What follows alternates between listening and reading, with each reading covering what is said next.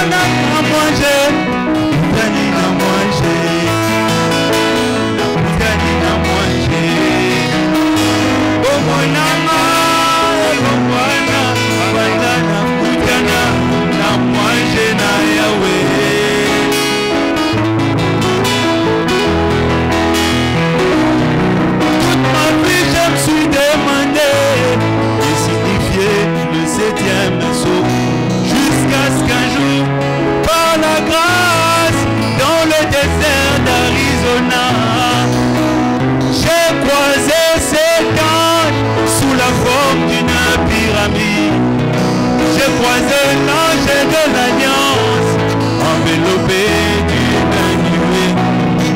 Je suis entré dans la nuée, et la nuée est entrée en moi.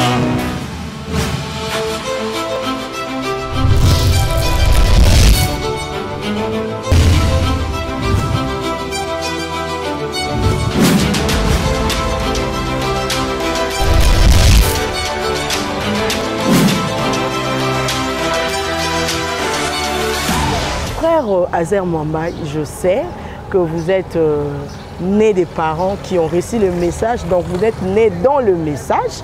Mais une question de curiosité, quand vous avez reçu Jésus vous-même, c'était en quelle année, c'était en quelle occasion? Personnellement, c'est vrai, comme vous le dites, j'ai grandi dans un foyer chrétien qui croyait le message et tout. Mais le message comme tel, moi j'ai pris l'engagement de suivre le Seigneur Jésus-Christ comme mon sauveur personnel. L'engagement comme tel, c'est à l'âge de 12 ans. Si je peux faire bien le calcul, bien que je ne me souviens pas exactement de la date, mais c'était en 2006. Okay. J'avais encore 12 ans. Ouais. Voilà, merci beaucoup. Nous avons compris. Et votre première chanson, vous l'avez composée quand? Vous étiez inspiré comment? Les premières chansons, il y en a un bon nombre, mais je peux me souvenir de l'une qui avait caractérisé les premières périodes, vu aussi que c'était, je crois, la toute première, c'est parmi les toutes premières que j'ai eu à prester en public en les jouant. C'était une chanson que j'ai chantée, Jésus-Christ est le même hier, aujourd'hui et pour toujours. Vous avez perdu la mélodie? Non, non, je peux me souvenir. Il y a même mon jeune frère qui vient après moi, Dani Mwamba, qui est à Lubumbashi. Il a même fait un enregistrement de la chanson au studio. Il a joué ça de sa manière, mais il a chanté ça. Ah, ok. Je l'ai joué de la sorte. En tout cas, frère Azer, en vous suivant, nous comprenons que vous êtes un peu trop inspiré. Vous chantez des choses très très profondes du message. Est-ce que vous avez une inspiration pastorale? Pour être sincère, c'est depuis, je crois, 2017 que je sentais un peu un feu dans ce sens-là. Mais comme je n'avais pas encore beaucoup trop de confirmation de la part du Seigneur, je me contentais de temps en temps de faire des exhortations. Mais c'est à partir de 2020 comme tel que j'ai commencé à prêcher, oui, sur base de certaines choses que le Seigneur avait permis que je voie. C'était d'ailleurs dans des visions que j'avais vu ça. Et c'est après, j'ai vu seulement, on m'a appelé quelque part, on m'a cédé la chair et ça a commencé. Mais pour être un peu sincère, c'est que c'est en 2020 que j'ai commencé à prêcher de façon vraiment publique. Et vous sentez déjà que le ministère y a, vous attendez seulement la confirmation? Oui, depuis je sentais vraiment ça. Bien que les gens, il y avait même des prédicateurs qui me disaient, comme le pasteur Grace Mutombo, qui est d'ailleurs un ami, il me disait, tu sais, quand les gens sont des sorciers, lorsqu'ils sont en contact, ils savent que celui-ci, il fait partie de notre monde. Alors il me disait, toi, refuse comme tu veux, nous savons que tu es un prédicateur. Ah voilà, voilà. On espère que ça va s'accomplir, on attend. Voilà, frère Azer Kaninda, ça vous dérangerait de faire un petit morceau? Je vais seulement... Une de ses chansons à lui, donc. À lui. Oui.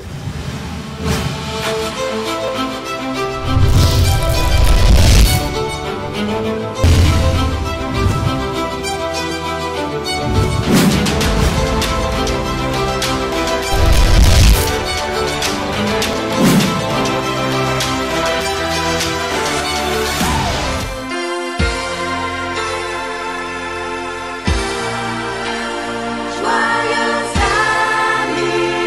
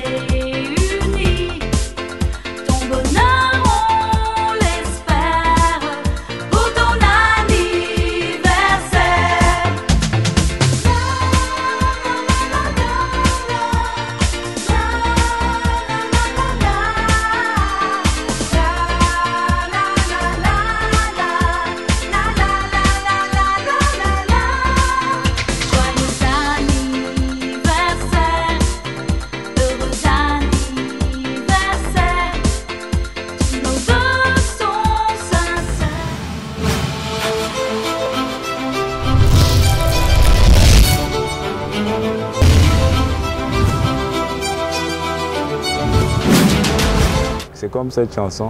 Un changement, oh, un changement, oh, un changement s'opère en lui, en tout celui qui croit en la parole de Dieu. Un changement s'opère en lui.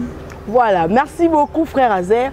Les bruits du couloir, parce que ça c'est la rubrique la plus importante au abonné na biso ya vision de l'aigle balingara, surtout ya au balinga pende mission à faire les affaires du père, les lots dans le couloir, ça circule que y a des petits couacs entre le pasteur Amissi et vous. Quelle relation entretenez-vous actuellement avec lui?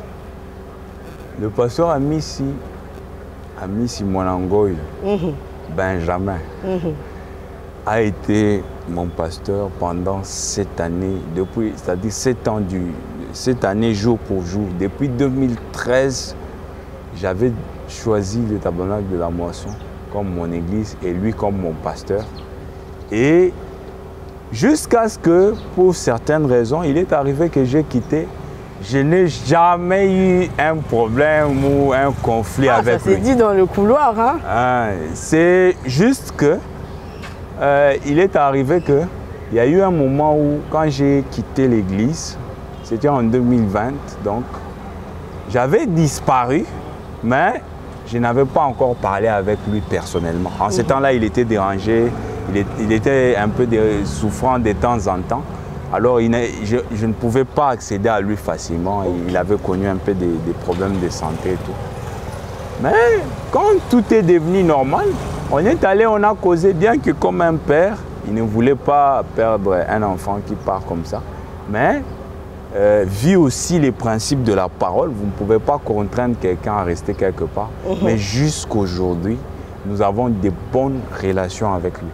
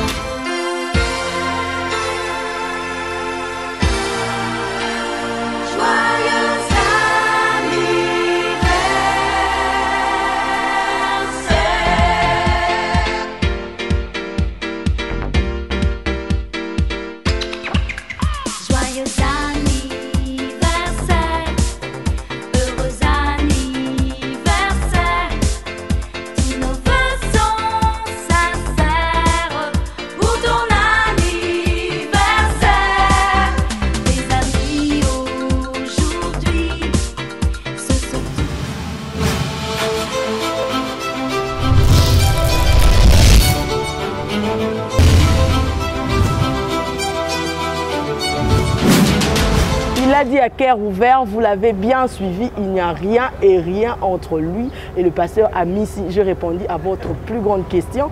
Il en reste une, toujours dans le bruit du couloir. On nous dit que vous ne partez plus communier à Moisson Tabernacle, votre église, comme d'habitude. Le tabernacle de la moisson, c'est un tabernacle interdénominationnel. Des fois, cette mention-là, on la trouve sur des murs de beaucoup de tabernacles. Du message, mais parfois dans la pratique, les gens ne comprennent pas c'est quoi. Moi, comme il m'arrive des fois, si je suis à un endroit parfois avec les exigences du travail et tout, et les heures ne me permettent pas d'arriver là où je prie actuellement, mais j'entre à la moisson. Partout où je peux voir la photo de l'ange du Seigneur et celle de Christ à 33 ans d'Hoffmann. Dès que j'entre, je me sens chez nous.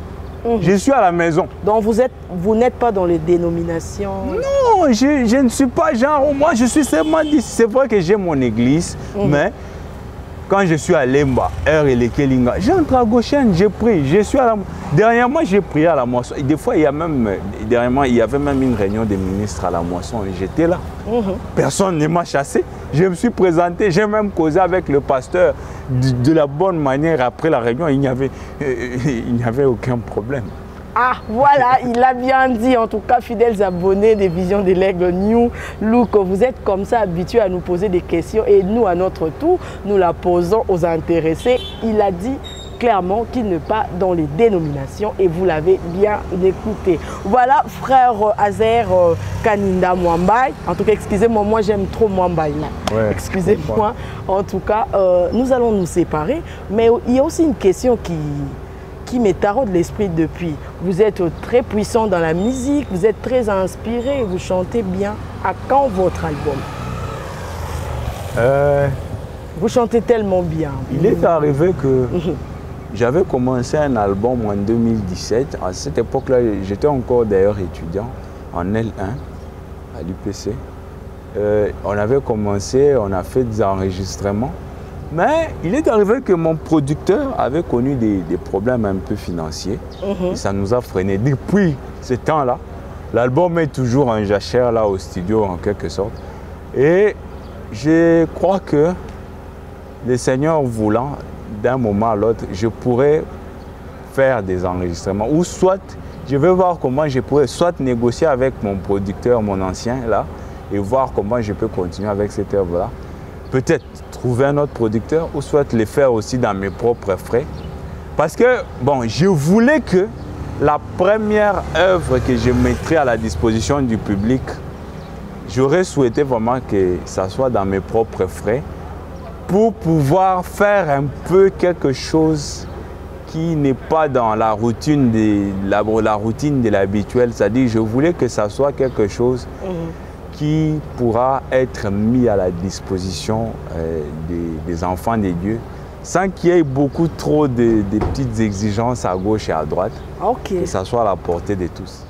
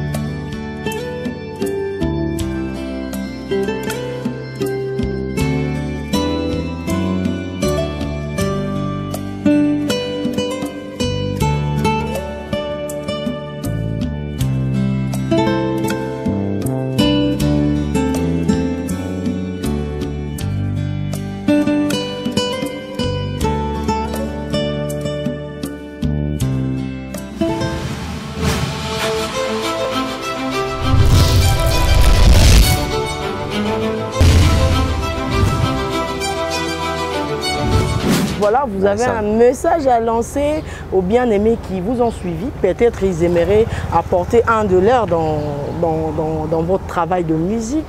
S'ils peuvent vous contacter ou comment. Parce qu'en tout cas, on a besoin de voir cet opus dans les marchés. Moi, j'aimerais parler juste avec mes bien-aimés qui suivent en disant ceci. Je crois que c'est le jargon du monde moderne. On parle de carrière musicale et tout. Mais dans ma conception en tant qu'individu personnellement, je crois que servir le Seigneur Jésus-Christ, c'est mon devoir pour toute ma vie.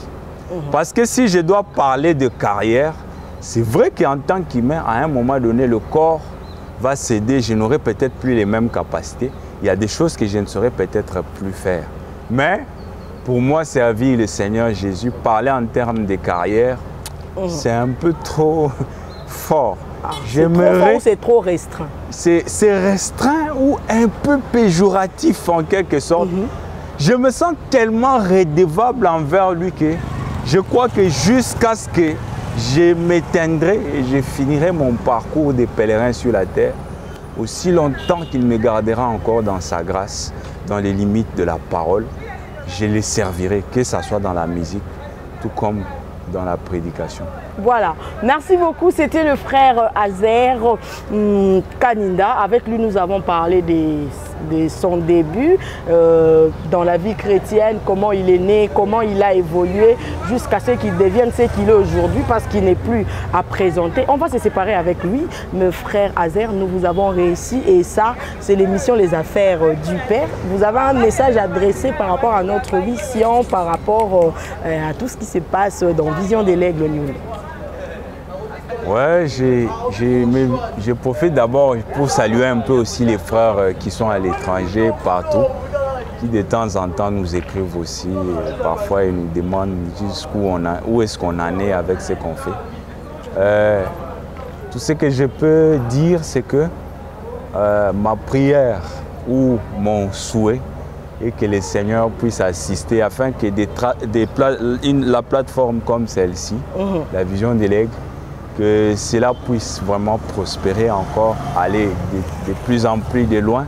Amen. Et que le Seigneur permette que ces genres de plateformes soient vraiment suffisamment équipées de matériel pour des services pareils pour la gloire de notre Dieu, le Seigneur Jésus-Christ. Voilà, que le Seigneur vous bénisse richement, frère Azer Kanina. Merci d'avoir répondu présent à notre invitation. Je m'en vais comme ça dire un grand merci à Vincent Mayele pour son coaching. En tout cas, merci beaucoup. Merci également à Papa Rufin Toumba. En tout cas, Papa, de là où vous êtes, nous vous disons un grand merci. Quant à moi, je vous retrouve très prochainement. Mais surtout, n'oubliez pas, télécharger, partager en tout cas cette vidéo pour les bonnes œuvres de notre Seigneur Jésus-Christ. Ciao, ciao et que Dieu vous bénisse. Moi aussi, comme les mages, je vis ton étoile en Occident et je suis venu pour t'adorer. Moi aussi, comme les mages, je vis ton étoile en Occident et je suis venu pour t'adorer. Que Dieu vous bénisse.